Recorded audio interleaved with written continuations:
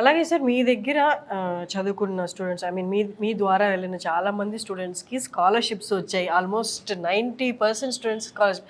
ఎలా అది how it is possible?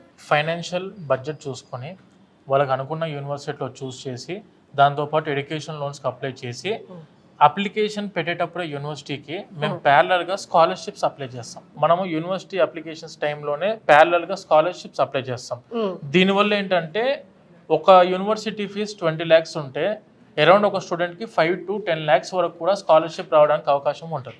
UK అయితే మినిమం 5 lakhs to 6 lakhs వరకు కూడా మనకు స్కాలర్షిప్స్ అందుబాటులో ఉన్నాయి. మేము ప్రతి స్టూడెంట్ మన ఆఫీస్కి వచ్చిన వెంటనే మెయిన్గా చూసేది ఏంటంటే ఎడ్యుకేషన్ లోను, స్కాలర్షిప్స్. ఇవి రెండే స్టూడెంట్కి బయట కంట్రీకి వెళ్ళడానికి మేజర్గా టాస్క్లు ఇవి రెండు. సో స్కాలర్షిప్స్ అనేసరికి వాళ్ళు ఆ యూనివర్సిటీకి వెళ్ళినాక తెలుస్తుంది.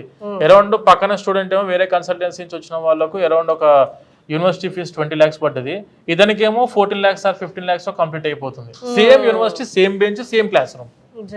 అట్లా ఏంటంటే మనం ఇవన్నీ కూడా ముందు నుంచి చాలా బర్డెన్ తగ్గిద్ది.